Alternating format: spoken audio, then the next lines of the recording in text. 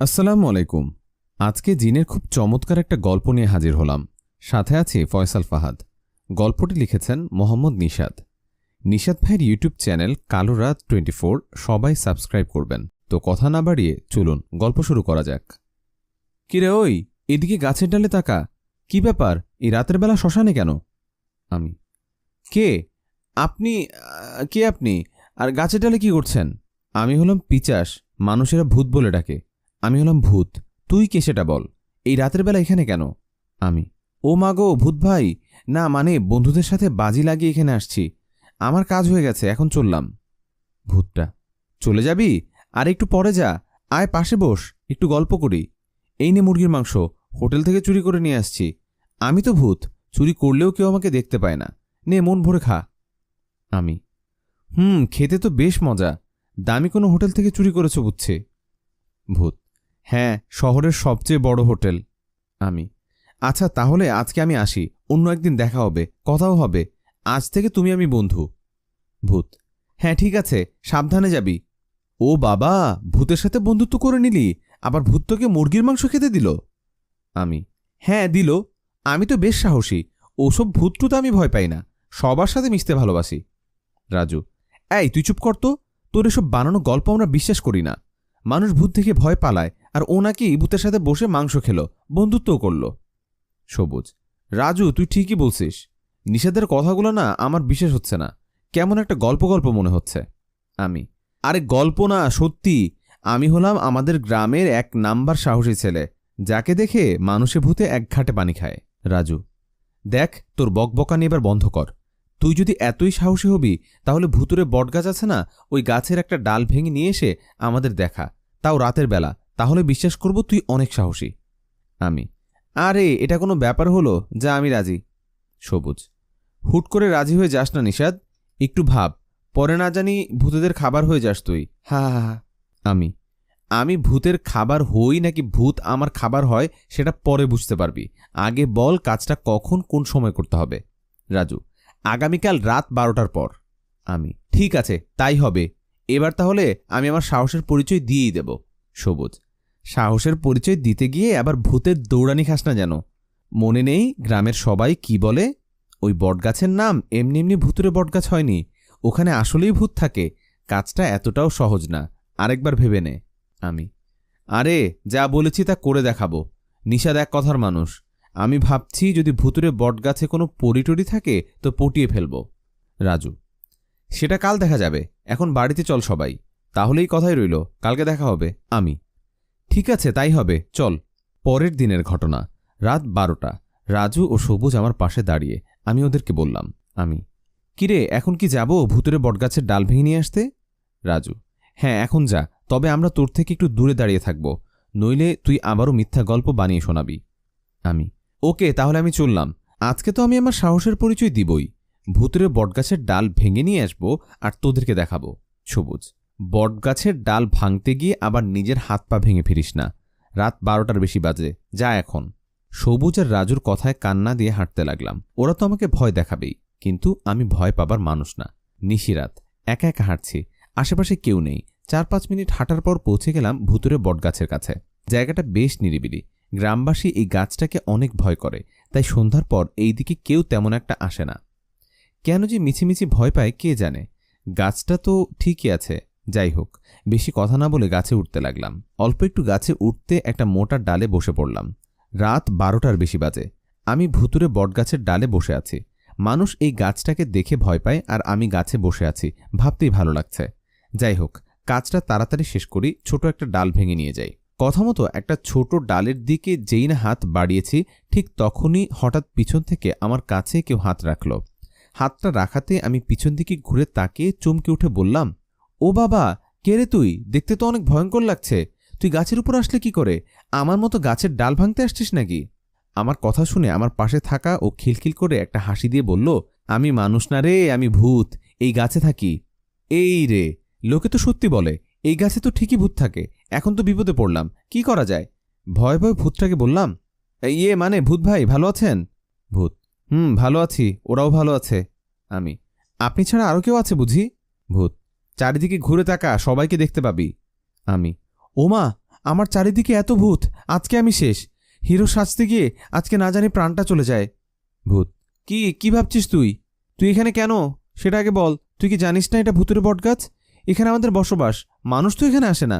আমি: জানি তো, কিন্তু বিশ্বাস করিনি, তাই তো দেখতে আসছিলাম।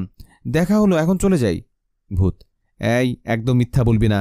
তুই গাছের ডাল ভাঙতে চেয়েছিলি। কেন কেন সত্যি করে বল, কেন আসছিস এখানে? আমি: মানে সত্যি বলবো? বলি, আসলে আমি বন্ধুদের সাথে বাজি ধরছি এই গাছের একটা ডাল ভেঙে নিয়ে ওদেরকে দেখাবো। ভূত: ও এই কথা। আমরা যে গাছে থাকি সেই গাছের ডাল ভাঙতে দিব ভাবলি কি করে তুই? আমি: সেটা তো ঠিক, তবুও আমার একটা মান সম্মান আছে না।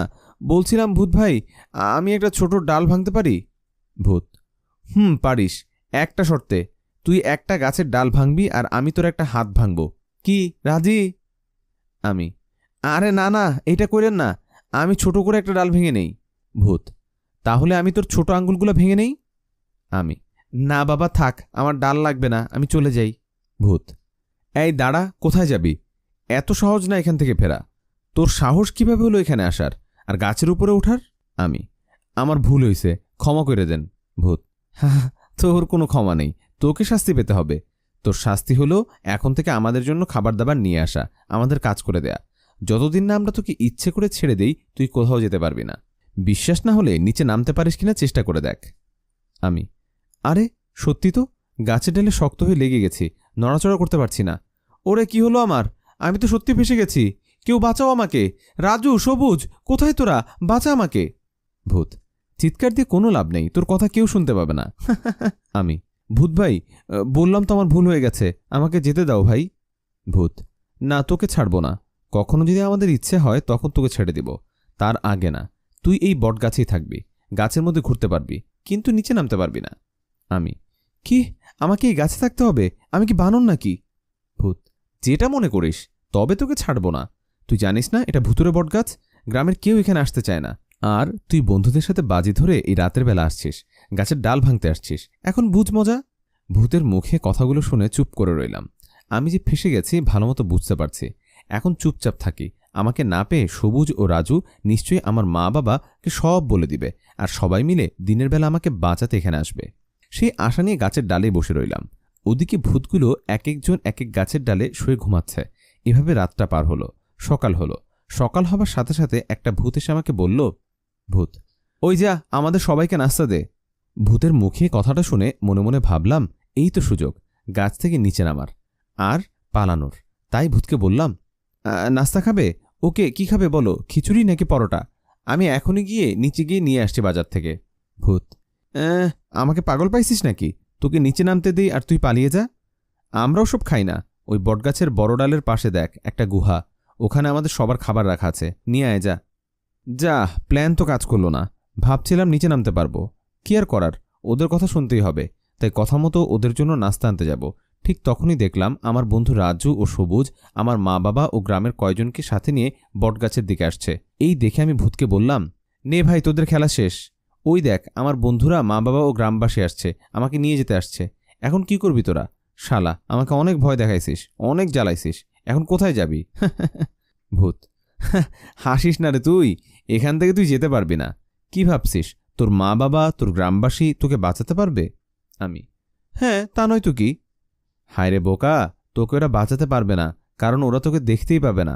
তুই যে গাছের ডালে বসে আছিস ওরা কেউ দেখতে পাবে না, তুই ওদের দেখতে পাবি, কিন্তু কথা বললে ওরা কেউ শুনবে না। আমি: কি, এটা কি সত্যি? ভূত: বিশ্বাস না হলে পরীক্ষা করে দেখ। ওই তোরা গাছের নিচে চলে আসছে, দেখ ওরা তোকে কিভাবে খুঁজতেছে, তোকে দেখতেই পাচ্ছে না। ভূতের কথা শুনে নিচে তাকালাম, ঠিকই তো, আমি তো এই তো সবার সামনে বসে আছি, কেউ দেখতে পাচ্ছে না কেন? আরে রাজু, দেখ আমি এখানে বসে আছি, মা বাবা আমাকে দেখতে পাচ্ছে না, এই যে এখানে দেখো। এদিকে আমার এরকম কাহিনী দেখে ভূত হাসছে আর বলছে, কিরে, বলছিলাম না তুই বাঁচতে পারবি না, শাস্তি তোকে পেতেই হবে। ওদিকে বটগাছের নিচে সবাই বলাবলি করছে, কই এই গাছে তো কেউ নেই, নিষেধ তো নেই এখানে, ও মনে হয় অন্য কোথাও গেছে। ওদের কথা শুনে আমি চিৎকার দিয়ে বললাম, আরে আমি এখানে, এই যে, কোথাও যাইনি, দেখো আমাকে। কিন্তু কোনো লাভ নেই, কেউ দেখতে পাচ্ছে না আমাকে। গাছে আমি বসে আছি, কেউ দেখতে পাচ্ছে না। তাই একটু পর তারা সবাই চলে যায়। সবাইকে যেতে দেখে আমি মন খারাপ করে বসে থাকি। সেদিন বিকেলবেলা আমি হঠাৎ করে খেয়াল করি আমার মা বাবা ও বন্ধুরা আবার আসছে, কিন্তু এবার একা আসেনি, সাথে একজন কবিরাজকেও নিয়ে আসছে। এই দেখে আমি ভূতকে বললাম, কি ভূত ভাই, এখন কোথায় যাবি? মা বাবা তো কবিরাজকে সাথে করে নিয়ে এদিকে আসছে, এখন দেখ কি হয়। কথা মতো ঠিকই মা বাবা, বন্ধুরা ও সাথে একজন কবিরাজ বটগাছের কাছে চলে আসলো। মা বাবা ও বন্ধুরা মিলে একজন কবিরাজকে নিয়ে বটগাছের কাছে চলে আসলো। এই দেখে আমি ভূতকে উদ্দেশ্য করে বললাম, কি ভাই ভূত, এখন কি হলো? এখন কোথায় পালাবি? ওই দেখ, কবিরাজ আসছে, আমাকে বাঁচাতে আসছে, এখন আমাকে আটকাতে পারবি না, আমি তো আজকে মুক্তি পাবই। ভূত, তাই নাকি? দেখি তোর কবিরাজ কি করতে পারে। আমি, তাই দেখ, ওই দেখ, কবিরাজ কি জানি মন্ত্র পড়ছে, তোর কি ভয় লাগছে না? ভূত, না, ভয় লাগছে না, কারণ ও ভণ্ড কবিরাজ, কবিরাজের কিচ্ছু জানে না, ও তোর মা বাবার কাছ থেকে টাকা নিয়ে পালাবে। একটা ভণ্ড কবিরাজকে নিয়ে আসছে তোকে বাঁচাতে। আমি, কি, এটা কি সত্যি? ভূত, হ্যাঁ সত্যি, দেখতে থাক, কবিরাজের কাণ্ড দেখতে থাক, বুঝতে পারবি। ভূতের কথায় নিচে তাকে কবিরাজের কাহিনী দেখছি। আসলেই তো কবিরাজ মিছিমিছি বোতল থেকে পানি বের করে বটগাছে ছিটিয়ে দিলেন, আর মা বাবাকে বললেন কাজ হয়ে গেছে, আপনারা বাড়ি যান, আপনাদের ছেলে আজকে রাতেই বাড়িতে ফিরবে, এখন 10,000 টাকা দেন। আরে ভূত তো ঠিকই বলছে, এই শালা কবিরাজ তো ভণ্ড। আমি চিৎকার দিয়ে বলতে লাগলাম, মা বাবা, ওকে কোনো টাকা দিও না, ও ভণ্ড কবিরাজ, আমি এইখানে, টাকা দিও না। কিন্তু ওরা তো আমার কোনো কথা শুনতে পারছে না। উপায় না পেয়ে পাশে থাকা ভূতকে বললাম, এই ভূত ভাই শোন। ভূত, কি হয়েছে বল। আমি, একটা উপকার করবি? ওই শালা ভণ্ড কবিরাজকে শূন্যে তুলে একটা আছাড় মারতে পারবি, যেন মা বাবা বুঝে যায় ও আসলেই ভণ্ড। ভূত, তাই নাকি? ঠিক আছে, তোর এই অনুরোধটা রাখলাম। এই বলে ভূত উড়ে উড়ে গিয়ে কবিরাজকে শূন্যে তুলে একটা আছাড় মারলেন। ওদিকে কবিরাজ ভয়ে চিৎকার দিতে লাগলেন। এই দেখে মা বাবা ও আমার বন্ধু সবুজ ও রাজু, এরা সবাই ভয়ে দৌড়ে পালিয়ে গেলেন। কবিরাজও কোনোরকম উঠে দিলেন এক দৌড়। সবাই চলে যাবার পর ভূত আমার কাছে এসে বললেন, ভূত, দেখলি তো, বলছি না তোর মুক্তি হবে না। এই কথা বলতে বলতে সেখানে থাকা সমস্ত ভূত হঠাৎ চুপ হয়ে দাঁড়িয়ে গেলেন। আমি অবাক হয়ে তাকিয়ে আছি। হঠাৎ ভয়ঙ্কর দেখতে একটা মেয়ে আস্তে আস্তে সামনের দিকে এগিয়ে এসে আমার দিকে তাকিয়ে রইল। তখন আমি বললাম, ওই কে আপনি? আমার দিকে তাকিয়েছেন কেন? দেখুন, আপনাকে দেখে ভয় লাগছে। ভয় পেয়ে যদি প্রসাব করে দেই তাহলে কিন্তু কিছু বলতে পারবেন না। আমার কথা শুনে সামনে থাকা মেয়েটা পাশে থাকা ভূতকে বলে উঠল, কেউ, একে দেখে তো মনে হচ্ছে মানুষ, সেখানে কি করে? মেয়েটার কথার জবাবে পাশে থাকা ভূত বলল, রানী, আপনি ঠিকই বলেছেন, ও মানুষ। ওর অপরাধ হলো ও বন্ধুদের সাথে বাজি ধরে রাত 12টার পর এই ভূতুরে বটগাছের ডাল ভাঙতে আসছিল, তাই আমরা ওর শাস্তিস্বরূপ ওকে এখানে আটকে রেখেছি। আর ও এই ভূতুরে বটগাছ থেকে নিচে নামতে পারবে না। ও আমাদের সেবা করবে, খাবার দাবার এনে দিবে। ভূতের কথা শুনে ভয়ানক মেয়েটা বলল, কিরে, তোর এত বড় সাহস? এটা অনেক পুরনো বটগাছ, এই গাছে শত শত ভূত পেতনির বসবাস, আর তুই এই গাছের ডাল ভাঙতে আসছিস? আমি, আপনি কে আপু? মেয়েটা, আমি কি তোর আপু হই? ভালোভাবে কথা বল, নইলে ঘাড় মটকিয়ে দিব। আমি সমস্ত ভূতেদের রানী, বুঝলি? আমি, ও, এই অল্প বয়সে আপনাকে ভূতের রানী করল কে শুনি? ভূত, ওই সাবধানে কথা বল, রানীর সাথে বেয়াদবি করছিস কেন? ভূতের রানী, এ তো আসলেই অনেক খারাপ, তোমরা ঠিকই করেছ, একে ছেড়ে দিও না। আমি, ভূতের রানীমা, আমাকে মাফ করে দিন, আসলে আমি বুঝতে পারিনি, মুখ ফসকে কথাগুলো বেরিয়ে গেছে। বন্ধুদের সামনে হিরো সাজতে গিয়ে এই বটগাছের ডাল ভাঙতে আসছি, ছেড়ে দিন আমাকে। ভূতের রানী, না না, তোকে ছাড়া হবে না। আমি, উফ, ছেড়ে দিবেন না তাহলে আর বলে লাভ কি? আচ্ছা, একটা কথা বলুন, আপনার বয়ফ্রেন্ড আছে বা স্বামী? ভূতের রানী, সেটা জেনে তুই কি করবি? আমি, আপনাকে পটানোর চেষ্টা করব, আসলে আমি সিঙ্গেল তো তাই। ভূতের রানী, কি, আমাকে পটাবি? কে আছে? ওকে ধরো, আর শাস্তিস্বরূপ ওকে গাছের ডালে উল্টো করে ঝুলিয়ে রাখো। ভূতের রানীর কথা শুনে আমাকে গাছের ডালের সাথে উল্টো করে ঝুলিয়ে দিলেন। এদিকে আমি চিৎকার করছি আর বলছি, আরে মজা করে বললাম কথাটা, আপনাকে পটাবো যে, সত্যি মজা করছি, ছেড়ে দিন না ভূতের রানী। আমার কথা শুনে ভূতের রানী বললেন, কেন আমাকে পটাবি না? পটানোর স্বাদ কি মিটে গেল তোর? আমি, হ্যাঁ মিটে গেছে, এবার তো আমাকে সোজা করো, উল্টো হয়ে আর কতক্ষণ থাকবো? আমার কথা শুনে ভূতের রানী একটা ভূতকে বললেন, এই ওকে সোজা করো।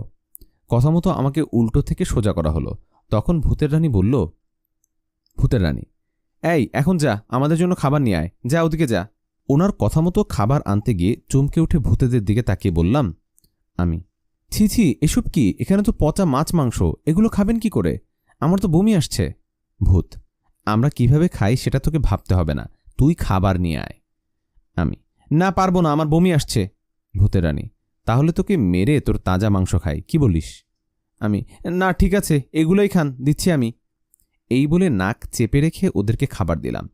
ছি, এসব যে কীভাবে খাচ্ছে দেখলেই বমি আসছে। ওদিকে খাবার এক ফাঁকে একটা ভূত আমাকে বলল, কিরে খাবি? আমি, না ভাই, আমি খাবো না, আপনারাই খান। ভূত, ঠিক আছে, ওই দেখ ওখানে ফল রাখা আছে, ওগুলা ভালো, যা খেয়ে নে। কি আর করার, ওদের হাতে বন্দি, ওরা যাই বলবে তাই করতে হবে। ভূতের কথা মতো ফল খেয়ে ঘুমিয়ে পড়লাম। আমার যখন ঘুম ভেঙে যায় আমি নিচে একটু দূরে তাকিয়ে দেখি বটগাছে থাকা সবগুলো ভূত দাঁড়িয়ে দাঁড়িয়ে একজনের কথা শুনছে। আমি ভালো করে ঘুরে দেখলাম খুব সুন্দর একটা মেয়ে ভূতগুলোকে কি যেন বলছে। আমি গাছের ডালে, তাই কথাগুলো শুনতে পাচ্ছি না। আমার কেন জানি খুব ইচ্ছে করছিল ওখানে ওই মেয়েটা ভূতেদের কি বলছে সেটা শুনতে, তাই মনের অজান্তে গাছে থেকে নেমে একটু একটু করে সামনের দিকে এগোতে লাগলাম। হঠাৎ আমার মনে পড়ল, কিরে আমি না গাছ থেকে নিচে নামতে পারি না? ওমা, আমি তো এখন নিচে নেমে গেছি। হ্যাঁ, এটাই সুযোগ পালানোর, এটাই এখন পালানোর সুযোগ, এখনই পালাতে হবে। আর কথা না বাড়িয়ে সেখান থেকে দিলাম এক দৌড়, পিছনে আর ফিরে তাকাইনি। যা হবার হবে, আমি থামবো না, এক দৌড়ে বাড়ি যাব। কিন্তু কিছুটা সামনে যাবার পর আমার সেই আশা ভেঙে গেল, কারণ আমার সামনে রাস্তা আটকে সব ভূতগুলো দাঁড়িয়ে আছে। যা, ধরা পড়ে গেলাম। ভেবেছিলাম পালিয়ে বাঁচব, তা হয়তো হবে না। এদিকে আমাকে দেখে ভূতগুলো আস্তে আস্তে করে আমার দিকে এগিয়ে আসতে লাগলো। আমার অনেক কাছে এসে আমাকে অবাক করে দিয়ে ভূতগুলো বলল, ভূতগুলো, আমাদের মাফ করে দিবেন। আমি, মানে কি হয়েছে তোমাদের? আমি কি কোনো স্বপ্ন দেখছি নাকি? ভূতগুলো, না, এটা বাস্তব, আপনি ভয় পাবেন না, আর আপনার পালিয়ে বাড়িতে যেতে হবে না, আপনি এখন থেকে মুক্ত। আপনাকে আমরা বটগাছে আটকে রেখেছি, সেজন্য মাফ চাচ্ছি। যান, আপনি সাবধানে বাড়িতে যান। আমি, কি? আমি মুক্ত? তোমরা মাফ চাচ্ছ? হয়েছেটা কি, কিছুই বুঝতেছি না। আচ্ছা আমাকে একটা কথা বলো, তোমাদের সাথে একটু আগে একটা সুন্দরী মেয়ে কথা বলছিল, কে ও, আর ও কি বলেছে? ভূতেরা, ওটা কোনো মেয়ে না, ও হলো পরী, আর সেই পরীর কথায় আমরা তোমাকে ছেড়ে দিচ্ছি আর মাফ চাচ্ছি। ওই পরীটি কে, কোথা থেকে আসছে সেটা ওর কাছ থেকে শুনতে পাবে, এখন বাড়ি যাও। ভূতগুলোর মুখ থেকে কথাগুলো শুনে বেশ অবাক হলাম। একটা পরী আমাকে বাঁচালো, কিন্তু কেন? আমি তো পরীটাকে কোনো দিন দেখিনি। সেটা যাই হোক, এখন বাড়িতে যাই, তারপর যা হবার হবে। এই বলে এক দৌড়ে বাড়িতে চলে গেলাম। এক দৌড়ে বাড়িতে চলে আসলাম। এদিকে বাড়িতে আসার পর মা বাবা আমার দিকে অবাক হয়ে তাকিয়ে বলল, মা, নিষাদ, কোথা থেকে ফিরলি তুই? কোথায় হারিয়ে গিয়েছিলি? বাবা, জানিস তোকে কত খুঁজেছি, কিন্তু কোথাও পাইনি। বাবা, তুই জানিস তোর বন্ধু সবুজ ও রাজু আমাদের বলেছে তুই নাকি সেই ভূতুরে বটগাছের কাছে গিয়েছিলি। আমরা তো অনেক ভয় পেয়েছিলাম, ভাবছিলাম ভূত আবার তোকে মেরে ফেলল কিনা। মা বাবার মুখে কথাটা শুনে ওদের মিথ্যা বললাম। মা বাবাকে বললাম, মানে না বাবা, আমি আসলে ভূতুরে বটগাছের কাছে যাইনি, আমি শহরে গিয়েছিলাম, ওখানে আমার একটা বন্ধু থাকে, ওখানেই ছিলাম এই 2-3 দিন। আর আমার ফোনটা নষ্ট হয়ে গেছে, তাই কল করতে পারিনি। বাবা, তাই বলে না বলে এভাবে কেউ কোথাও যায়? আমরা অনেক চিন্তিত ছিলাম, কত জায়গায় তোকে খুঁজেছি জানিস। আমি, আমারই ভুল, এরকম আর কখনো হবে না, মাফ করে দাও, এখন থেকে তোমাদের কিছু না বলে কোথাও যাব না। মা, ঠিক আছে, এখন হাত মুখ ধুয়ে আয়, আমি খাবার দিচ্ছি। মায়ের কথায় হাত মুখ ধুয়ে খাবার খেয়ে নিলাম। খাবার শেষে রাজু ও সবুজকে কল দিয়ে বললাম, দেখা কর, কথা আছে। আমার কথায় রাজু ও সবুজ দেখা করতে রাজি হলো। আমিও কথা মতো দেখা করলাম। ওদের সাথে দেখা হবার পর রাজু, নিষাদ তুই? সবুজ, তুই কি আসলেই নিষাদ নাকি ভূত? নিষাদের রূপ নিয়ে আসছিস নাকি? আমি, আমি ভূত। রাজু, সবুজ পালা। আমি, আরে কোথায় যাচ্ছিস, পালাচ্ছিস কেন? হায়রে গাধার দল, এদিকে আয়, আমি ভূত না, আর ভয় পাস না, এদিকে আয়। সবুজ, নিষাদ, বিশ্বাসই হচ্ছে না, আমরা ভেবেছিলাম তুই নিশ্চিত মারা পড়েছিস ভূতের হাতে, কোথায় গিয়েছিলি তুই? রাজু, ভূতেরা কি করছে তোর সাথে, বল, খুলে বল আমাদের। রাজু ও সবুজের কথা শুনে ওদেরকে সব ঘটনা খুলে বললাম। ওদের বললাম আমি ওই গাছে আটকা পড়েছিলাম, ভূতেরা আমাকে আটকে রেখেছিল, আজকে আমি মুক্ত হলাম। আমার মুখে কথাগুলো শুনে রাজু বলল, রাজু, হা, নাটক, আবারও নাটক শুরু করলি তাই না? সবুজ, আবারও গল্প বানিয়ে বলছিস আমাদের তাই না? আমি, না ভাই, বিশ্বাস কর, আমি শুরুতে তোদের যে গল্পটা বলছিলাম ওটা বানিয়ে বলছিলাম, কিন্তু বিশ্বাস কর এটা গল্প না, এটা সত্যি আমার সাথে ঘটছে। তোদের সামনে হিরো সাজতে গিয়ে আমি ফেসে গিয়েছিলাম ওই বটগাছে। ভাই, আমি বিশ্বাস করি ওই ভূতুরে বটগাছে আসলেই ভূত থাকে, আমি নিজে দেখেছি ওদের। সবুজ, আচ্ছা নিষাদ, মানলাম, তোর কথা বিশ্বাস করলাম, তুই আমাদের এটা বল, আজকে হঠাৎ ছাড়া পেলি কিভাবে? আমি, বললে তো বিশ্বাস করবি না, আমাকে ভূতগুলোর হাত থেকে মুক্ত করেছে একটা পরী। রাজু: কি পরী? পরী তোকে মুক্ত করবে কেন? তুই রাজ্যের রাজকুমার যে তোকে বাঁচাতে পরী আসবে? আমি: সেটা আমিও জানি না, তবে সেই পরীটা আমার সাথে নাকি দেখা করবে। ওর সাথে দেখা হলে জেনে নিব, তারপর তোদের সব বলবো। এখন চললাম, কাল আবার দেখা হবে। এই বলে সেখান থেকে বাড়িতে ফিরলাম। আমার মাথায় শুধু একটা জিনিস ঘুরছে, ওই পরীটা কে আর আমাকে কেন বাঁচালো? আমি সব সময় পরীর জন্য অপেক্ষা করি। সেদিন সেই পরী আমার সাথে আর দেখা করেনি, দেখা করছে পরের দিন রাতের বেলা। আমি রাতের খাবার শেষে শুয়ে শুয়ে ফোন টিপছি। হঠাৎ একটা মিষ্টি কণ্ঠে আমার পাশ থেকে একটা মেয়ে বলে উঠল, কি ঘুমাচ্ছেন না কেন? আমি: ঘুম আসছে না তাই। মেয়েটা: কেন, শরীর খারাপ? আমি: না, শরীর ভালো। আপনি কেন? আমি আমি কি আপনার সাথে কথা বলছি? এত রাতে আপনি আমার রুমে কি করেন? মেয়েটা: দেখুন, আমার মুখটা ভালো করে দেখুন। কি চিনতে পারছেন? আমি: চেনা চেনা লাগে। ওহো, মনে পড়ছে, আপনি সে না যে ওই ভূতগুলোর হাত থেকে আমাকে বাঁচিয়েছেন? মেয়েটা: হ্যাঁ। আমি: তাহলে আপনিই সেই পরী? মেয়েটা: হ্যাঁ, আমিই সেই পরী। আমি: আচ্ছা, আমি আপনার অপেক্ষায় ছিলাম। আমার কিছু জানার আছে। আপনি ভূতগুলোর হাত থেকে আমাকে কেন বাঁচালেন? কারণটা কি? আর আপনি কি আমাকে চেনেন? পড়ি: বলবো, সব বলবো, তবে এই পর্বে না। পাঠকদের বলো পরের পর্ব পর্যন্ত অপেক্ষা করতে। আমি: ওকে, ঠিক আছে। আপনি পড়ি আমার সামনে দাঁড়িয়ে আছেন, বিশ্বাসই হচ্ছে না। পড়ি: কেন বিশ্বাস হচ্ছে না? বিশ্বাস না করার কি আছে?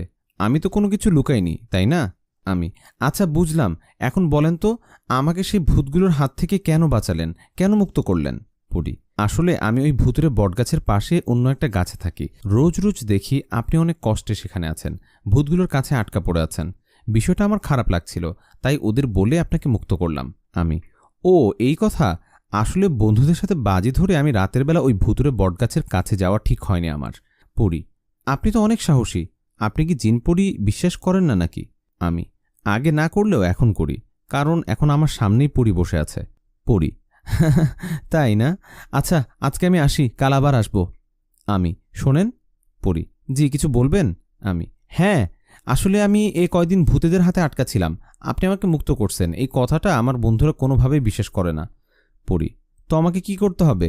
আমি: কাল ওদের সাথে যখন আমি দেখা করব তখন আপনি আসবেন। শুরুতে নর্মালভাবে থাকবেন, পরে ওদেরকে একটু ভয় দেখাবেন, এই আর কি। আমি: কাল ওদের সাথে যখন আমি দেখা করব তখন আপনি আসবেন। শুরুতে নর্মালভাবে থাকবেন, পরে ওদেরকে একটু ভয় দেখাবেন আর কি, এটাই। পড়ি: ও, এই কথা। ওকে, তাই হবে। এখন আমি চললাম, আপনি নিজের খেয়াল রাখবেন। এই বলে পড়ি চলে গেল। আমিও ঘুমিয়ে পড়লাম। পরের দিন রাজু ও সবুজের সাথে দেখা করলাম। ওদের সাথে দেখা হতেই রাজু বলল, কিরে নিষাদ, তোকে আজকে খুব খুশি খুশি লাগছে, কারণটা কি? সবুজ: জিএফ পাইলি নাকি?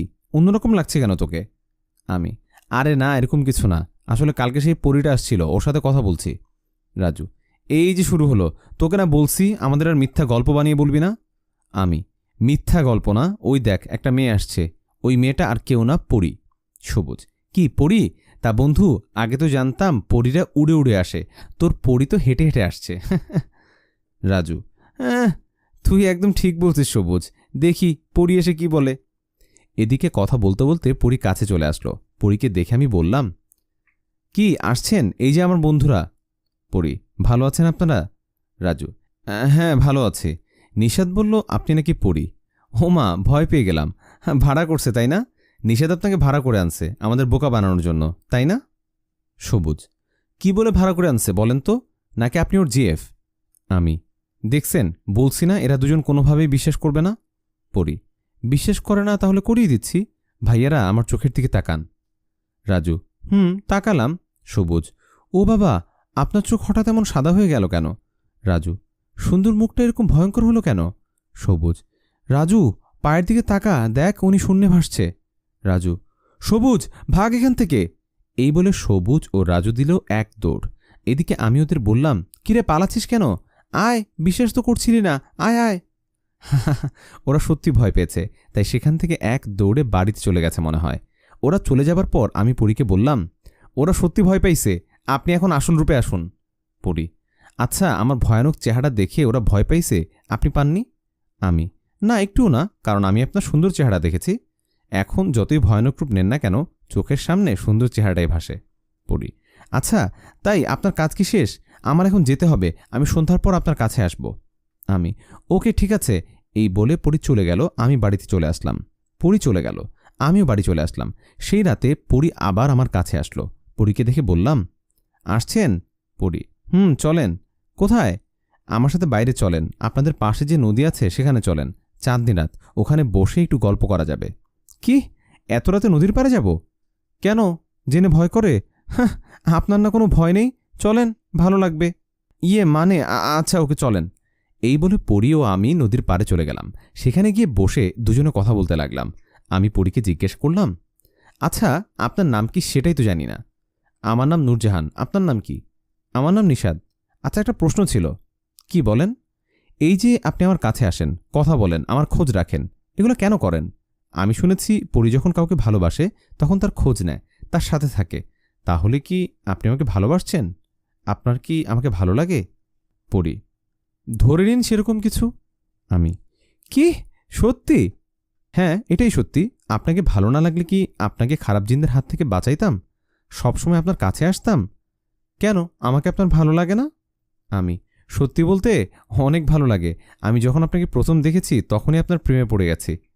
পড়ি, তাই? কই, আমাকে তো কখনো বলেননি ভালোবাসেন যে আমাকে। আমি, ভয়ে বলিনি, আপনি তো পড়ি কোনো কিছু যদি করে বসেন সেই ভয়ে। পড়ি, হ্যাঁ, তোমার না খুব সাহস।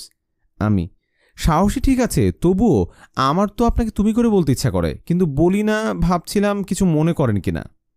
আরে কি মনে করব, ভালো লাগার মানুষকে তুমি করে বলতে হয়, তুমি করেই বলো।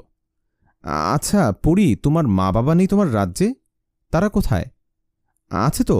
আর তোমাকে একটা কথা বলিনি, আমি এখন তোমাকে আমার রাজ্যে নিয়ে যাব, মা বাবার সাথে দেখা করিয়ে দিতে। আমি, কি, না না, ভয় করে, জিনদের রাজ্যে যাব ভয় করে আমার। ও বাবা, এতটা সাহসী আমি না। পড়ি, আরে ধুর বোকা, ভয় কিসের, আমি আছি না, ওখানে কেউ তোমার কিছু করবে না। আমি, সত্যি তো? পড়ি, হ্যাঁ। ঠিক আছে, সকাল হওয়ার আগে আমাকে রেখে যাবে কিন্তু। ঠিক আছে, তুমি কিছুক্ষণের জন্য চোখটা বন্ধ করো, আমি বললে চোখ খুলবে, কেমন? আচ্ছা ঠিক আছে। এই বলে কিছুক্ষণের জন্য চোখ বন্ধ করলাম। একটু পর পরি বলল, এবার চোখ খুলো, আমরা আমাদের জিনদের রাজ্যে চলে আসছি। পরীর কথায় চোখ খুলে অবাক হয়ে চারিদিকে তাকিয়ে রইলাম। এত সুন্দর জায়গা আগে কখনো দেখিনি। চারিদিকটা কত সুন্দর। পরি, ওই পরি, তোমার রাজ্য এত সুন্দর কেন? পরি, তোমার ভালো লেগেছে? হ্যাঁ, খুব। দেখো, ওই যে সুন্দর রাজপ্রাসাদটা, ওখানে আমাদের রাজা থাকে, মানে জিনদের সর্দার। চলো চলো, আমরা ওই প্রাসাদের ভিতরে যাব, ওখানে আমাদের জন্য সবাই অপেক্ষা করছে। এই বলে পরি আমাকে নিয়ে ওই প্রাসাদের ভিতরে চলে গেল। প্রাসাদটা কত সুন্দর। আমরা ভিতরে যেতে দেখতে পেলাম চারিদিকে অনেক জিন, সবাই আমার দিকে তাকিয়ে আছে আর কি যেন বলাবলি করছে। চারিদিকে অনেক জিন, মাঝখানে দাঁড়িয়ে আছে একজন জিন, তিনি মায়াবী দৃষ্টিতে আমার দিকে তাকিয়েছিলেন। আমি ওনাকে দেখে মনে মনে ভাবছিলাম, ইনি মনে হয় পরীর বাবা হবেন। তখন পরী আমার কাছে এসে আমাকে বললেন, নিষাদ, ওই যে ওনাকে দেখতে পাচ্ছ, উনি হলেন বাবা। আমি, ও, উনি তোমার বাবা? পড়ি, না নিষাদ, তুমি ভুল ভাবছ, উনি আমার বাবা না, উনি তোমার বাবা। আমি, মানে, ধুর, মজা করছো? পড়ি, মজা না নিষাদ, এখন আমি যা বলতে যাচ্ছি শুধু তুমি না, যারা গল্পটা শুনছে সবাই অবাক হবে।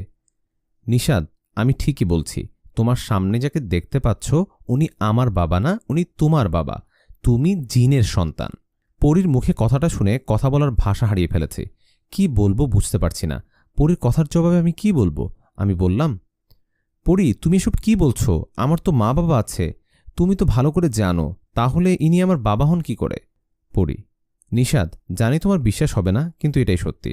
আর আমি ওনার কথায় তোমার সামনে যেতাম, তোমার সাথে কথা বলতাম। তোমাকে বট গাছে যে ভূতগুলো আটকে রেখেছিল তারা আসলে জানতো না তোমার বাবা জিনের বাচ্চা। আমি যখন ওদের বললাম তুমি জিনের সন্তান, তখন ওরা তোমাকে ছেড়ে দিয়েছিল। আমি, পরীর মুখে কথাগুলো শুনে কি বলবো বুঝতে পারছি না। এদিকে আমাকে চুপ দেখে জিনের বাচ্চা মানে পরী, যাকে আমার বাবা বলছে, উনি আমার কাছে এসে আমাকে বললেন, বাবা কেমন আছো? আমি, আলহামদুলিল্লাহ, ভালো আছি। আমি কিছুই বুঝছি না। পরী এসব কি বলছে? আপনি কি আসলেই আমার বাবা? আপনি যদি বাবা হন তাহলে উনারা কারা, যাদের আমি মা বাবা হিসেবে জানি? আমার কথার জবাবে বাবা বললেন, আমি তোমার বাবা, এটাই সত্যি। আর তুমি যাদের মা বাবা হিসেবে ভাবছ, এতদিন জানতে যাদের, ওরা তোমার মামা মামি। আমি, কি, ওরা আমার মামা মামি? বাবা, হ্যাঁ, ওরা তোমার মামা মামি। তুমি জিনদের রাজ্যে আসছো, এই রাজ্য, এই প্রাসাদ, এগুলো সব তোমার। তোমার কোনো ভয় নেই। তুমি এখানে ঘুরো ফিরো খাও, কোনো সমস্যা নেই। তোমাকে যখন দুনিয়াতে রেখে আসা হবে তখন তুমি তোমার মামা মামিকে, মানে যাদের মা বাবা বলছো, তাদেরকে জিজ্ঞেস করবা, ওরাই তোমার সব ঘটনা খুলে বলবে। আমি, ঠিক আছে তাই হবে। আমি বাবা মায়ের মুখ থেকে শুনবো সব, আর আমার এখন ফিরতে হবে। আমার কথার জবাবে উনি বললেন, আচ্ছা ঠিক আছে যাও। নূরজাহান, মা, নিষাদকে নিয়ে যাও। আর তোমাকে একটা কথা বলি, তোমাকে নিয়ে একটা অজানা কথা আছে, যে কথাটা শুনলে তুমিও নিষাদের মতো অবাক হবে। পড়ি, কি কথা বাচ্চা হুজুর, বলুন না। পরীর কথা শুনে উনি বললেন, কথাটা আমি বলবো না, দুনিয়াতে ফিরে যাও। নিষাদ যাদের এতদিন মা বাবা বলছে তারাই তোমাদের সব বলবে। যাও, এখন তোমরা চলে যাও। ওনার কথা শুনে পরী আমাকে নিয়ে কিছুক্ষণের মধ্যে আমার বাড়িতে ফিরে আসলেন। বাড়িতে ফিরে আমি সোজা মা বাবাকে ডেকে নিয়ে আমার সামনে বসালাম আর ওদেরকে বললাম, মা, বাবা, একটা কথা বলবো সত্যি করে, আসলে তোমরা কে? তোমরা কি আমার মা বাবা নাকি অন্য কেউ? আমার কথা শুনে মা বাবা একে অপরের দিকে তাকালেন। তখন আমি মা বাবাকে বললাম, মা, বাবা, আমি জিনদের রাজ্য থেকে ফিরলাম। আমার মুখে কথাটা শুনে বাবা বলে উঠল, ও, তাহলে তুই সব জেনে গিয়েছিস নিষাদ? আমি বুঝতে পারছি। আসলে হ্যাঁ, এটাই সত্যি, আমরা তোর মা বাবা না, আমরা তোর মামা মামি। তুই জিনের সন্তান। আর তুই যাকে পরি ভাবছিস, ওই যে নূরজাহান, যে ও নিজেকে মনে করে পরি, ও আসলে পরি না, ও আমাদের মেয়ে, ও মানুষ। আমি, কি? নূরজাহান মানুষ? ও তোমাদের মেয়ে? নূরজাহান, কি? আমি আপনাদের মেয়ে? বাবা, হ্যাঁ মা, তুই আমাদের মেয়ে। বাবা, এসব কি বলছো? আমি জিনের সন্তান, ওদিকে পরি বলছো তোমাদের সন্তান, আসলে ঘটনাটা কি একটু খুলে বলো তো। বাবা, ঠিক আছে শোন তবে। আব্দুর রহমান, মানে তোর বাবা হলেন জিনের বাচ্চা। তোর বাবা আর আমার বোন, মানে তোর মা, এরা দুজনে কিভাবে জানি একে অপরের সাথে পরিচয় হয় আর দুজন দুজনকে ভালোবেসে ফেলে। তোর বাবা জিন, তোর মা মানুষ। আমরা মানুষ হয়ে কিভাবে ওদের ভালোবাসা মেনে নেই বল? আমি কোনোভাবেই রাজি ছিলাম না। কিন্তু তোর মা বাবা আমার কথা না শুনে বিয়ে করে ফেলে। বিয়ে যেহেতু করে ফেলছে, আমি পরে মেনে নিছি। এভাবে কয়েক বছর কেটে গেল, তুই জন্ম নিলি। নিষাদ, তুই জন্ম নেওয়ার 2-3 বছর পর অসুস্থতার কারণে তোর মা মারা যায়। তোর মা মারা যাবার পর তোর বাবা তোকে সাথে করে জিনদের রাজ্যে নিয়ে যেতে চাইছিল। তুই ছোট, তাই আমি তোকে সাথে করে নিয়ে যেতে দেইনি। আমি তোর বাবাকে বলেছি তোর বয়স 21 বছর হলে তোকে নিয়ে যাবে, তার আগে নিয়ে যেতে পারবে না, তোর সামনে আসতে পারবে না। আমার কথা শুনে তোর বাবা রাজি হন, আর সাথে করে আমার মেয়ে, মানে পরীকে ওনার সাথে করে নিয়ে যান। তখন থেকে তুই আমাদের কাছে মানুষ হতে লাগলি, আর নূরজাহান, মানে পরী, তোর বাবার কাছে। আমি, ও হো, এত বড় ইতিহাস। পরী, আপনারা ঠিকই বলছেন তো, আপনারা আমার মা বাবা? মা, হ্যাঁ মা, আমরাই তোর মা বাবা। তুই এতদিন ধরে জিনদের সাথে ছিলি বলে ওদের মতো ক্ষমতা তোর মাঝে আছে। আমি, বাবা, তুমি তোমার মামা, কিন্তু ছোট থেকে তোমাকে বাবা হিসেবে জেনেছি, তাই তোমাকে মামা না বলে বাবা বলেই ডাকবো, আর মামিকে মা বলেই ডাকবো। বাবা, ঠিক আছে বলিস। আমি, বাবা, তোমাকে কিছু বলার আছে। বাবা, কি কথা বল। আমি, আসলে সত্যি বলতে আমি ও পরী দুজন দুজনকে পছন্দ করি, ভালোবাসি। আমি চাই পরীর সাথে আমার বিয়ে হোক। বাবা, আরে এটা তো ভালো কথা, তোর আর পরীর বিয়ে হলে দুজনে আমার ছেলে মেয়ের মতো হয়ে আমার বাড়িতে থাকবি। আমি, কিন্তু বাবা, উনি রাজি হবেন তো? ওনার সাথে কথা বলতে হবে না? বাবা, সেটা তুই চিন্তা করিস না নিষাদ, তোর বাবা ও কয়েকজন জিন আজকে রাতে আমাদের বাড়িতে আসবে। ওরা আসলে তোদের বিষয়ে কথা বলবো। এখন তোরা যা, ফ্রেশ হয়ে খেতে আয়। খাবার খাবি না? বাবার কথায় আমি ও পরী দুজনে ফ্রেশ হয়ে খাবার খেতে গেলাম। সেই রাতে ঠিকই আমার বাবা কয়েকজন জিন নিয়ে বাড়িতে আসলেন। বাড়িতে আসার পর সবাই মিলে একসাথে খাবার খেলাম। তারপর বাবা ও মামা এরা কথা বলতে শুরু করল। বাবা, কেমন আছো রহমত? মামা, আলহামদুলিল্লাহ ভালো, আপনি ভালো আছেন? বাবা, আলহামদুলিল্লাহ ভালো। আমি এতদিন পর কেন তোমার সাথে দেখা করতে আসছি নিশ্চয়ই বুঝেছ। আমি আমার কথা রাখছি রহমত। তোমাকে কথা দিয়েছিলাম নিষাদের বয়স 21 বছর না হলে আমি ওর কাছে আসব না, দেখা করব না। মামা, হ্যাঁ আমি সব জানি, আমি তো অস্বীকার করছি না। নিষাদ আপনারই ছেলে, আর পরী, মানে নূরজাহান, আমার মেয়ে। বাবা, আমি এতদিন পরীকে আমার কাছে রেখেছি, ওর দেখভাল করেছি। এখন কথা অনুযায়ী তোমার মেয়েকে তোমার কাছে রাখো, আমার ছেলে নিষাদ, ওকে আমার কাছে ফেরত দাও। মামা, নিষাদ আপনার ছেলে, আপনি যা বলবেন তাই হবে। কিন্তু ভাই, একটা কথা, নিষাদ ও পরী দুজন দুজনকে ভালোবাসে, আমি চাই ওদের বিয়ে দিতে। আপনি কি বলেন? বাবা, তাই নাকি? আমি ওইটাই চেয়েছিলাম, ওদের দুজনের বিয়ে দিব, আর আমার কাছে রাখবো আমার রাজ্যে। মামা, আমার রাজ্যে মানে? বাবা, আমার রাজ্যে মানে নিষাদ আর পরীর বিয়ের পর ওরা জিনদের রাজ্যে থাকবে। মামা, না ভাই, ওরা দুজন বিয়ের পর আমার কাছে থাকবে। বাবা, না, তা হবে না, ওরা দুজন আমার কাছে থাকবে। মামা, বললেই তো হয় না, ওদেরকে আমি কোথাও যেতে দিব না, মানে দিব না, মানে দিব না। বাবা, রহমত, ভুলে যাচ্ছ, তুমি কার সাথে কথা বলছো? আমি জিন, মানুষ না। আমি আজ চলে যাচ্ছি, আর যাবার আগে একটা কথা বলে যাচ্ছি, আগামী 2 দিন পর আমি আবার আসব, আর সেদিন হবে নিশাদ ও পরীর বিয়ে। এই বলে বাবা চলে গেলেন। এদিকে আমি ও পরী দুজনে দাঁড়িয়ে দাঁড়িয়ে এদের কথা শুনছিলাম। কি ঝামেলায় পড়লাম বাবা। বাবা বলছে বিয়ের পর তার কাছে রাখবে, মামা বলছে বিয়ের পর তার কাছে রাখবে, জানি না 2 দিন পর কি হতে চলেছে। যাই হোক, সেই রাতে আর কথা না বাড়িয়ে সবাই ঘুমিয়ে পড়ি। সকালবেলা ফ্রেশ হয়ে নাস্তা করে রাজু ও সবুজকে ফোন দিয়ে দেখা করতে বললাম। কথা মতো ওদের সাথে দেখা হলো। দেখা হতেই রাজু বলল, কিরে নিশাদ, কি হয়েছে তোর? ইদানিং কোনো খোঁজখবর নাই? সবুজ, কিরে, নাকি বিয়ে শাদী করলি তুই? কই, বললি না তো কিছু। তা তোর পরি কই? আমি, পরি আছে, আর বিয়ে হয়নি, তবে হবে, ওই পরির সাথেই হবে। এই বলে রাজু আর সবুজকে পুরো কাহিনী খুলে বললাম। আমার কথাগুলো শুনে রাজু ও সবুজ অবাক হয়ে বলল, নিশাদ, এখন কি হবে? আমি, কি আর হবে, কালকে বাবা আবার জিন্দে নিয়ে আসবে আর পরির সাথে আমার বিয়ে দিবে। তোরা কালকে আসবি কেমন? রাজু, ওকে, আমরা আসব, কিন্তু ভয় হচ্ছে রে, তোর বাবা আর তোর মামার কথা তো মিলছে না, কি যে হবে। আমি, সেটাই তো। আচ্ছা, আজকে আসি, কালকে সময় মতো চলে আসিস। এই বলে ওদের বিদায় দিয়ে বাড়িতে চলে আসলাম। কালকে আমার আর পরীর বিয়ে, জানি না কি হতে চলেছে। আমি কি মামার কাছে থাকবো নাকি বাবার কাছে? এই চিন্তায় চিন্তায় সেদিনটা কেটে গেল। অবশেষে বিয়ের দিন চলে আসলো। সঠিক সময় বাবা ও কয়েকজন জিন নিয়ে বাড়িতে আসলেন। আজকে বিয়ের দিন, যেখানে সবার খুশি থাকার কথা, সেখানে সবার মন খারাপ।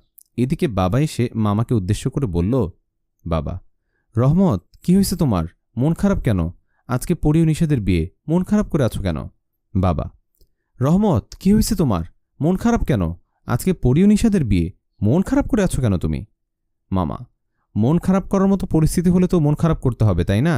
আমি তো কোনোভাবে রাজি না। বিয়ের পর নিশাদ আর আমার মেয়ে নূরজাহানকে আমি আমার কাছে রাখব, নয়তো বিয়ে হবে না। বাবা, এটা কেন বলছো? পরী তোমার মেয়ে, নিশাদ আমার ছেলে, আমি ওদের বিয়ের পর আমার কাছে আমার রাজ্যে নিয়ে যাব, এখানে বাধা দেওয়ার কি আছে? মামি, আমাদের কি ইচ্ছে নেই? ওরা তো আমাদেরও সন্তান, তাহলে আপনি জিনদের রাজ্যে ওদেরকে কেন নিয়ে যাবেন বলুন তো? বাবা, আমার ছেলে, তাই নিয়ে যাব। মামা, না, নিয়ে যেতে দিব না। আপনি বেশি বাড়াবাড়ি করলে কবিরাজ ডাকবো, নিষেধ পরীর বিয়ে হবে না। আমি, মামা, বাবা, তোমরা দুজনে কি চুপ হবে? অনেক সহ্য করেছি, আর না। তোমরা কি চাও, পরীও আমার বিয়ে না হোক, আমরা আলাদা হই? ঝগড়া জেদ মারামারি করলে সব সমস্যার সমাধান হয় না। বাবা, আমি ছোট থেকে মামামির কাছে বড় হয়েছি, তাই আমার প্রতি তাদের হক বেশি আছে। এদিকে পরী মামার মেয়ে হয়ে তোমার কাছে বড় হয়েছে, ওদিকে তোমার হক বেশি আছে। আমিও পরী দুজনে মিলে একটা কথা চিন্তা করেছি, আর এটাই হবে। পরীর সাথে আমার বিয়ে আজকেই হবে, আর আমরা দুজন 2 জায়গায় থাকব। বাবা, আমরা তোমার রাজ্যে, জিনদের রাজ্যেও থাকব, আর পৃথিবীতে মামামিদের সাথেও থাকব। এখন তোমরা যদি এটা না মানো, রাজি না হও, তাহলে আমিও পরী তোমাদের দুজনের থেকে আলাদা হয়ে যাব, আলাদা জায়গায় থাকবো গিয়ে। কি কথা বলো তোমরা? কি রাজি তোমরা? বাবা, ওকে, তাই হবে, আমি রাজি। মামা, আমি আর কি বলবো, আমিও রাজি। বাবা, তাহলে রহমত, এবার তো হাসো, আমরা দুজনে মিলে ওদের বিয়েটা দেই, কি বলো তুমি? মামা, হ্যাঁ, তাই হোক। যাক, অবশেষে দুজনে রাজি হলো। কিছুক্ষণ পর আমাদের বিয়েটা হয়েও গেল। বিয়ে হবার পর পরীও ও আমি বাসর রাতে। আমি, উফ, অবশেষে তাহলে বিয়েটা হলো।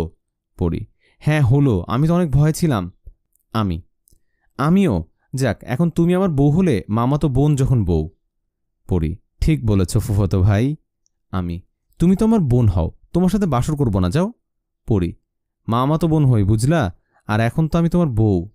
আমি, তবুও। তুমি ঘুমাও, তোমার কাছে যাব না। পরী, কাছে আসবা নাকি? ফ্যানের সাথে ঝুলিয়ে রাখবো, জানো না আমি পরী। আমি, আসছে আমার পরী। তুমি পরী হলে আমি হলাম ভূত। পরী, হ্যাঁ, তুমি ভূত? ওকে, আমার ভূতটা, তুমি আমার ভূত, আমি তোমার পরী। আমি, এই লাইট বন্ধ করলা কেন? পরী, বন্ধ করিনি, কারেন্ট চলে গেছে। আমি, ও, তাহলে সবাইকে বাই বলো, যারা তোমার আর আমার গল্পটা শুনছে এতক্ষণ ধরে। পড়ি, সবাইকে অনেক ধন্যবাদ। আমাদের গল্পটা শোনার জন্য সবাইকে অনেক অনেক ধন্যবাদ। সবাই অনেক ভালো থাকবেন। আমি, সবাই অনেক ভালো থাকবেন, আর গল্পটা কেমন ছিল জানাবেন। সামনে নতুন গল্প নিয়ে হাজির হব ইনশাআল্লাহ। আসসালামু আলাইকুম। কেমন লাগবে যখন দেখবেন জিনেরা দলবদ্ধভাবে খাটুলিতে করে নিয়ে যাচ্ছে জিনের লাশ, তাও আবার আপনারই চোখের সামনে। একটা বাস্তব ঘটনা নিয়ে হাজির হলাম আমি, কাজী মুগ্ধ মৌসুম। ঘটনাটি ঘটে আমার আপন মামার সাথে। আমার মামার নাম স্বাধীন। ঘটনার স্থান কিশোরগঞ্জের তাড়াইল থানার বোরগাঁও গ্রামে। ঘটনার সময়কাল 1988 যখন প্রযুক্তি, রাস্তাঘাট, জনবসতি এখনকার মতো এতটা উন্নত ছিল না।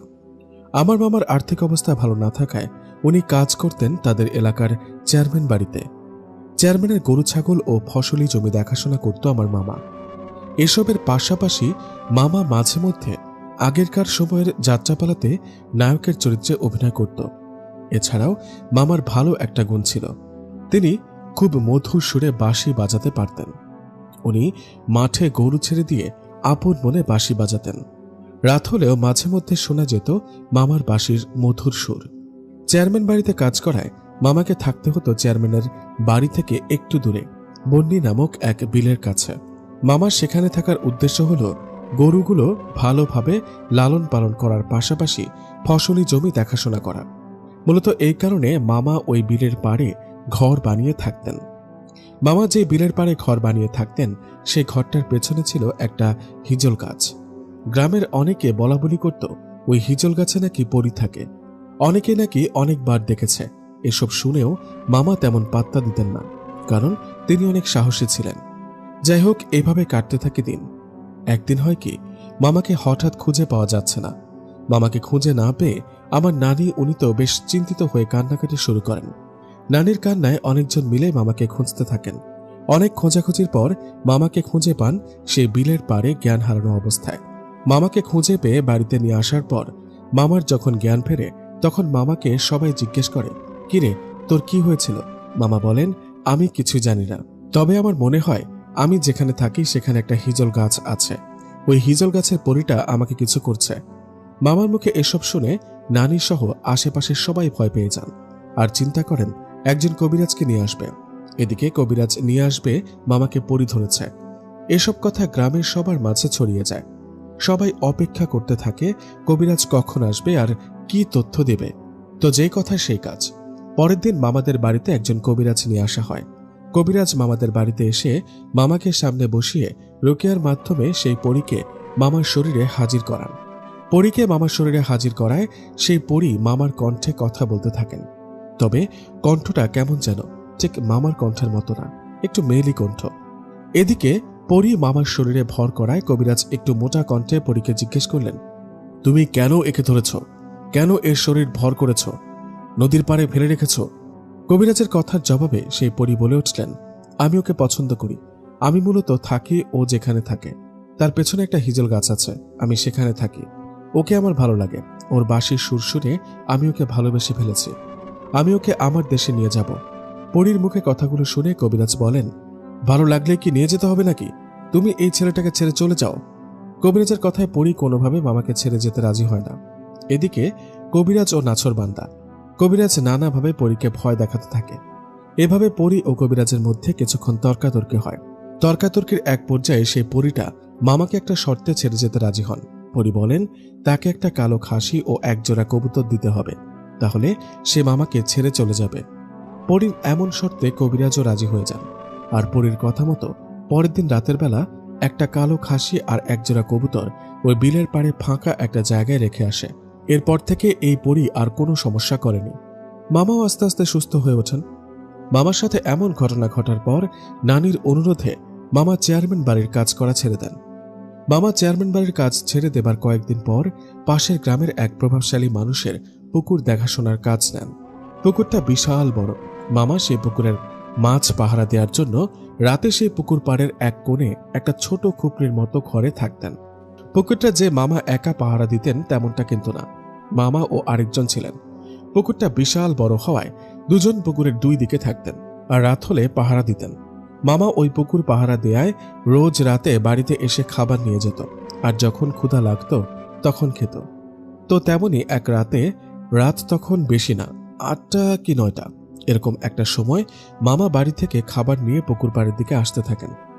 ইতিমধ্যে মামা হঠাৎ তার সামনে দেখতে পান সাদা রঙের একটা মুরগি ও তার কয়েকটা বাচ্চা।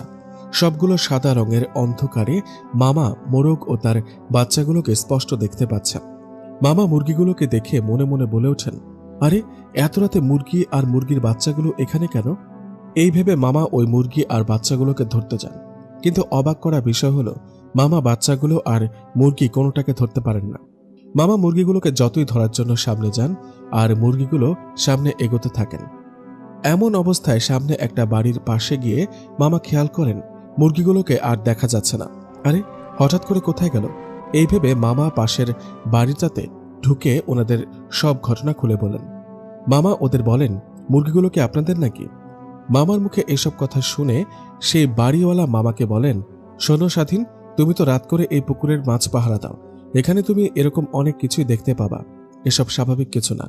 তুমি এরপর এরকম কিছু দেখলে না দেখার ভান করবে এবং সাবধানে থাকবে। বাড়িওয়ালার মুখে কথাগুলো শুনে মামা এতক্ষণে বুঝতে পারেন এতক্ষণ মুরগি ভেবে যেগুলোকে দেখেছেন সেগুলো আসলে সাধারণ কোনো মুরগি নয়। যাই হোক, মামা আর সেখানে দেরি না করে খাবারগুলো নিয়ে পুকুর পাড়ের দিকে আসতে থাকেন। মামার হাতে অবশ্য লাইট ছিল, তো মামা খাবার নিয়ে আসছেন। ইতিমধ্যে আবার মামা খেয়াল করেন তার পেছন পেছন একটা কুকুর হেঁটে আসছে। কুকুরটাকে দেখে মামা তাড়ানোর চেষ্টা করেন, কিন্তু কুকুরটা কোনোভাবে পিছু ছাড়ে না। মামা থেমে গেলে কুকুরটাও থেমে যায়। মামা হাঁটতে থাকলে কুকুরটাও হাঁটে। এমন অবস্থায় মামা আর পেছনে না তাকিয়ে পুকুর পাড়ে তার যে ঘর আছে সেখানে চলে আসেন। সেই ঘরে আসার পর মামা দেখেন কুকুরটা তখনও বাইরে দাঁড়িয়ে আছে। কুকুরটাকে বাইরে দেখে মামার একটু মায়া হলো। মামা পাতিলে করে একটু খাবার ওই কুকুরটাকে খেতে দেন, আর মামা সেই রাতে না খেয়ে ঘুমিয়ে পড়েন। মধ্যরাত মামার হঠাৎ ঘুম ভেঙে যায় একটা আওয়াজে। মামা শুনতে পান কয়েকজন লোক একসাথে বলছে, লা ইলাহা ইল্লাল্লাহ, লা ইলাহা ইল্লাল্লাহ। এরকম আওয়াজ শুনে মামার ঘুম ভেঙে যাওয়ায় মামা তার ঘরের ফাঁক দিয়ে বাইরের রাস্তার দিকে তাকান। বাইরের রাস্তার দিকে তাকাতেই মামা দেখেন কয়েকজন উঁচা লম্বা সাদা জুব্বা পরা লোক একটা খাটুলিতে করে একটা লাশ নিয়ে হেঁটে হেঁটে যাচ্ছে। এমন দৃশ্য দেখে মামা মনে মনে ভাবে হয়তো কেউ মারা গেছে, কিন্তু লাশ তাদের গ্রামের কবরস্থান রেখে পাশের গ্রামের কবরস্থানের দিকে যাচ্ছে কেন? এরকম চিন্তা করতে করতে মামা ভয়ঙ্কর একটা জিনিস খেয়াল করেন। মামা দেখেন সাদা জুব্বা পরা সেই মানুষগুলো সাধারণ কোনো মানুষের মতো না, সাধারণ মানুষের থেকে অনেক বড়। এরকম দৃশ্য দেখে মামা বুঝতে পারেন এগুলো সাধারণ কোনো মানুষ না, এগুলো নিশ্চয়ই জিন জাতির মধ্যে কিছু। এগুলো ভাবতে ভাবতে মামা কোনো আওয়াজ না করে একদম নিশ্চুপ হয়ে শুয়ে থাকেন। এভাবে বেশ কিছুক্ষণ পর মামা দেখেন ওই সাদা জুব্বা পরা অবয়বগুলো আস্তে আস্তে দূরে গিয়ে অদৃশ্য হয়ে গেলেন। অবয়বগুলোকে দেখতে না পেয়ে মামা লাইট হাতে নিয়ে ঘর থেকে বাহিরে বেরিয়ে পুকুরের ওই পাশে যে আরেকজন পাহারাদার আছে ওর দিকে লাইট মারেন, আর লাইট দিয়ে ইশারা করে কাছে ডাকেন। মামার ইশারায় উনি মামার কাছে আসেন। উনি আবার কথা বলতে পারতেন না, বোবা ছিলেন। উনি কাছে আসার পর মামা ইশারা দিয়ে ওনাকে বললেন, উনিও কি মামার মতো লম্বা সাদা জুব্বা পরা অবয়বগুলোকে দেখেছে কিনা। মামার কথায় উনি ইশারা দিয়ে মামাকে বুঝিয়ে দিলেন, হ্যাঁ, উনিও এই ব্যাপারটা দেখেছেন। ওই বোবা লোকটা মামাকে ইশারায় এটাও বোঝান এরকম উনি মাঝে মধ্যেই দেখেন। এগুলো দেখে যেন ভয় না পান কখনো। যাই হোক, বোবার কথায় মামা আবারও ঘরে গিয়ে ঘুমিয়ে পড়েন। এই ঘটনার পরের দিন মামার সাথে অবাক করা একটা ঘটনা ঘটে। মামার একটা পা হঠাৎ করে ব্যথা করতে থাকে। এতটা ব্যথা ও জ্বালা যন্ত্রণা যে মামা হাঁটতে পারতেন না। মামার এরকম অবস্থায় উনাকে নিয়ে ডাক্তার দেখানো হয়, কিন্তু মামার পায়ের কোনো উন্নতি হয় না। অনেক জায়গায় অনেক চিকিৎসার পর মামা যখন সুস্থ হন না, তখন নানি মামাকে নিয়ে নগরকুল নামে একটা গ্রাম আছে, যেটা আমার মামার গ্রাম থেকে বেশি দূরে না। তো সেই গ্রামে সুকুমার নামে একজন কবিরাজের কাছে নিয়ে যান। ওই এলাকায় সুকুমার কবিরাজের অনেক নাম ডাক। নানি মামাকে ওই সুকুমার কবিরাজের কাছে নিয়ে যাওয়ায় সেই কবিরাজ মামাকে ঝাড়ফুঁক করে দেন, আর মামার পায়ে মালিশ করার জন্য একটা তেল দেন। সবাইকে বলে রাখি, এটা সাধারণ কোনো তেল না। তেলটা আমি নিজে দেখেছি। এই তেলের বোতলের মুখ যদি খুলে রাখা হয় তাহলে বাতাসে তেলগুলো মিলে যেতে থাকে। যাই হোক, সুকুমার কবিরাজের কাছ থেকে তেল নিয়ে আসার পর মামা সেটা ব্যবহার করতে থাকেন, আর বেশ কিছুদিন পর আস্তে আস্তে সুস্থ হয়ে ওঠেন। মামা সুস্থ হবার পর নানা ও নানি মামাকে বলেন, তোর আর রাত করে কোথাও কাজ করতে হবে না। তুই বাবা আমাদের একটাই ছেলে, তুই বাড়িতে থাক। দরকার হয় দিনের বেলা মানুষের জমিতে কাজ করে খাবি, তবুও তোকে আমরা রাতে কোথাও কাজ করতে দিব না। নানা ও নানির কথায় মামা পাশের গ্রামের সেই প্রভাবশালী ব্যক্তির রাত করে পুকুর দেখাশোনার কাজটা ছেড়ে দেন। কাজটা ছেড়ে দেবার পর মামাদের একটা গরু ছিল। মা সেই গরুটা দেখাশোনা করত আর পাশাপাশি কাজ করত। মামার সাথে ঘটনাগুলো ঘটা এখানেই শেষ হলেও পারত, কিন্তু জিন পরি ও অদৃশ্য কিছু যেন মামার পিছুই ছাড়ছে না। মামা অন্য কাজের পাশাপাশি তার লাল রঙের একটা ষাঁড় গরু ছিল, সেই গরুটাকে লালন পালন করত, আর সন্ধ্যা ও শেষ রাতে সেই গরুটার জন্য ঘাস কাটত। আপনারা হয়তো ভাবছেন দিনের বেলা রেখে সন্ধ্যা ও শেষ রাতের দিকে কেন ঘাস কাটতে যেতেন। মূলত মামা চুরি করে ঘাস কাটতেন। অনেকেই তাদের ক্ষেতের মধ্যে ঘাস লাগাতেন। মামা ওই ঘাসগুলো সন্ধ্যা ও শেষ রাতের দিকে কেটে এনে গরুকে খাওয়াতেন। তো তেমনি এক সন্ধ্যায় মামা ঘাস কাটার জন্য জঙ্গলের পাশে একটা ক্ষেতের মধ্যে যান। সেখানে যাবার পর মামা ঘাস কেটে যখন বাড়ির দিকে আসতে যাবেন, ঠিক তখনই মামা দেখলেন বউ সাজে একটা মেয়ে মুখে ঘোমটা দিয়ে জমির আইল দিয়ে জোরে জোরে হেঁটে যাচ্ছে। মামা বউটাকে দেখে মনে মনে ভাবলেন, এটা কার বাড়ির বউ? এই সন্ধ্যার সময় কই যায়? আবার ভাবে হয়তো ঝগড়া টগড়া লেগেছে আর রাগ করে চলে যাচ্ছে। কিন্তু মেয়েটার মুখ দেখা যাচ্ছে না কেন?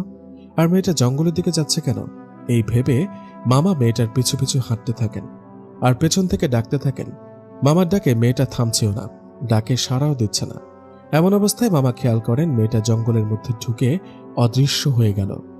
এই দৃশ্য দেখে মামা বুঝতে পারেন ব্যাপারটা কোনো স্বাভাবিক বিষয় না, এখানে আর থাকা ঠিক হবে না। তাই মামা ঘাসের বস্তা নিয়ে দ্রুত বাড়িতে চলে আসেন। মামা বাড়িতে আসার পর সে রাতে কোনো সমস্যা হয়নি। সমস্যা হয় পরের দিন রাতে। রাত তখন 1টা কি 2টা হবে। হঠাৎ মামার ঘুম ভেঙে যাওয়ায় মামা মনে মনে ভাবেন, আরে আজ বুঝি ভোর হয়ে গেল, যাই তাড়াতাড়ি গরুর জন্য ঘাস কেটে নিয়ে আসি, সকাল হলে আবার অনেকেই দেখে ফেলবে। তো কথা মতো মামা মধ্যরাতকে ভোর ভেবে সে মধ্যরাতে বেরিয়ে পড়েন ঘাস কাটার জন্য। তার হাতে কোনো খড়িও ছিল না। মামা বাহিরে গিয়ে রোজ দিনের মতো ঘাস কাটলেন। তখনও কোনো সমস্যা হলো না। মামা যখন ঘাস নিয়ে বাড়িতে আসবে, উনি যখন বাড়ির কাছাকাছি, তখন মামা দেখেন তার সামনে রাস্তা আটকে দাঁড়িয়ে আছে বিশাল একটা অবয়ব। অবয়বটা এত বিশাল যে মামা দেখেন তার একটা পা রাস্তার একদিকে, আরেকটা পা রাস্তার অন্যদিকে। এত বিশাল একটা অবয়ব দেখে মামার শরীর যেন বরফ হয়ে গেছে। না পারছে দৌড়াতে, না পারছে চিৎকার করতে। মামার এমন অবস্থায় উনি ধপাস করে মাটিতে পড়ে যান আর গোঙাতে থাকেন। এভাবে বেশ কিছুক্ষণ গোঙানোর পর মামার গোঙানির আওয়াজ পেয়ে নানা ও নানি এরা দৌড়ে বাহিরে বেরিয়ে আসেন। নানা ও নানি তখনও জানত না এটা তাদের ছেলে। বাহিরে আসার পর জানতে পারেন এটা মামা। মামার এমন অবস্থা দেখে মামাকে ধরে রুমে নিয়ে যাওয়া হয়। রুমে নিয়ে যাওয়ার পর মামার শরীরে ভীষণ জ্বর আসে। মামা রুমে গিয়ে নানা ও নানিকে সব ঘটনা খুলে বলেন। এই ঘটনার পর মামার সাথে আর কোনো ভয়ের ঘটনা ঘটেনি। মামা ধীরে ধীরে স্বাভাবিক হয়ে ওঠে। এরপর থেকে মামা আর কখনো কোনোদিন রাত করে কোথাও যেতেন না। এই ঘটনাগুলো আমার মামার মুখ থেকে শোনা। আমার মামা এখনো বেঁচে আছে। মামার জন্য দোয়া করবেন সবাই। আর ঘটনাটা আপনাদের কাছে কেমন লেগেছে কমেন্ট করে অবশ্যই জানাবেন আপনার মূল্যবান মতামত।